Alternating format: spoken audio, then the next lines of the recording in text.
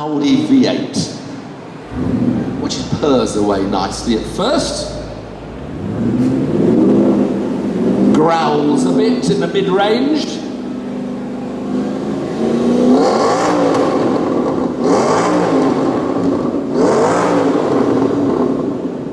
Got a nice, harsh, rugged V8 sound. Got to hold it up high for a minute.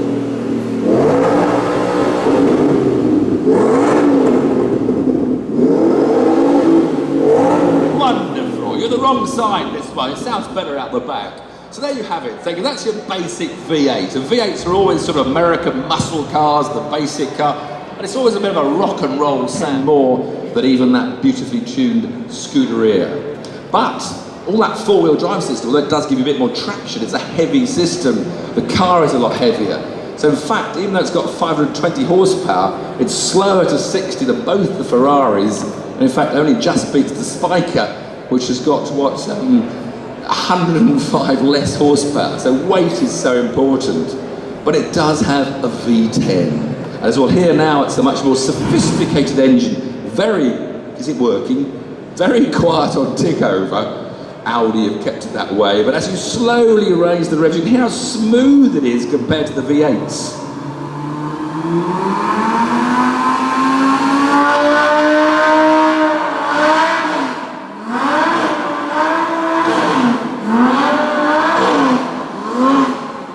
Simply wonderful, thank you very much. So we've gone a bit from a rock and roll V8 to the sort of classic, more concerto Lamborghini.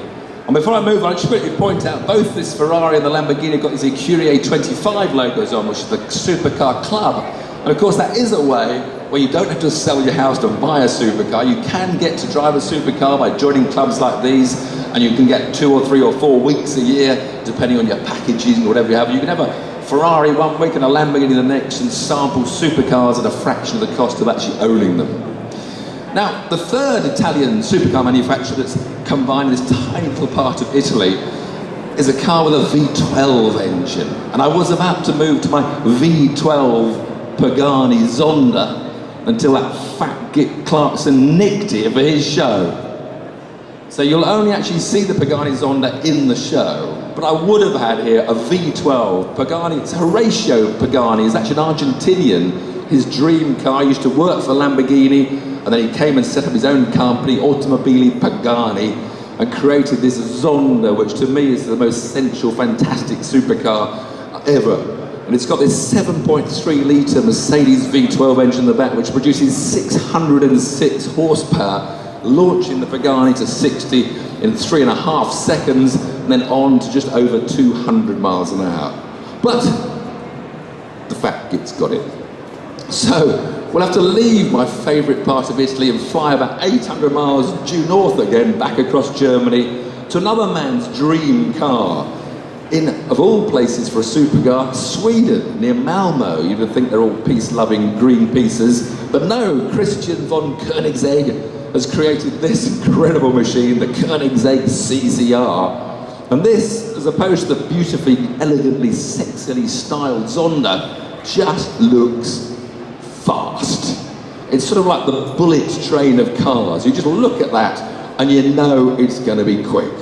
And in fact, it is, of course, the car that took away the world production car speed record from the McLaren F1, which had held it for about 10 or 11 years. The first car to go over 250 miles an hour as a production car set the record at 252. Well, that was actually quite quickly beaten by the Bugatti Veyron that did 254. And now the record's held by the American Ultimate SSC Ultimate Aero, which isn't the chocolate bar, but it's a weird American car that does 256 miles an hour. But the reason that car goes so fast isn't, funny enough, the size of the engine. So we're already up to a 5 litre V10.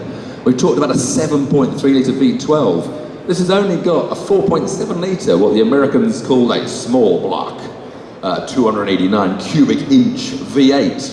But the reason it's so quick is that attached to that V8 engine is 2 great big Lysholm superchargers, Swedish superchargers, which run off a rubber band at the front of the engine and pump the air into the engine, so it increases the amount of air and fuel mixture that gets rammed into the engine. You get bigger explosions, and it causes a seismic 818 horsepower out of that engine, which is what propels it to 60 in just on 3 seconds, and then on up to over 250 miles an hour.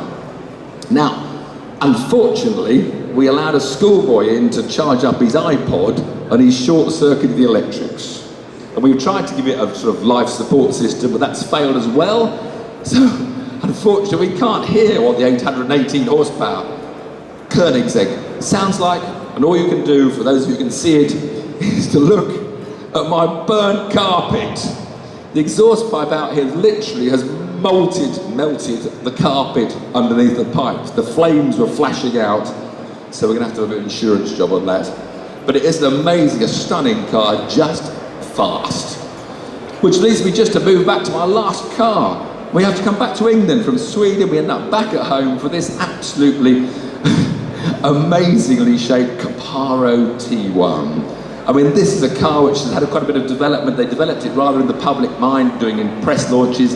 It's the car that tried to burn my mate Jason Plato's ears off when he drove it on 5th gear.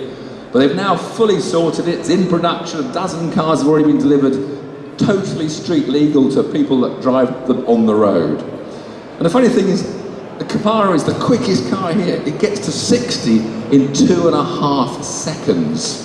But having gone from 405 horsepower all up to 818 horsepower, the Caparo's only got 575 horsepower.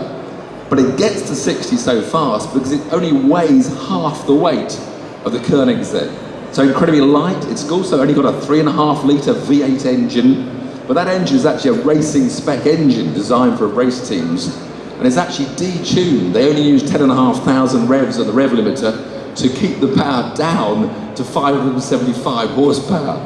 In actual fact, if it was allowed to rev to its full 19,000 RPM limit, it would produce 900 horsepower. So a stunning bit of kit. And the only trouble is, if you had the 900 horsepower, you'd have to rebuild the engine every week or so. So let's hear what a Caparo T1 sounds like.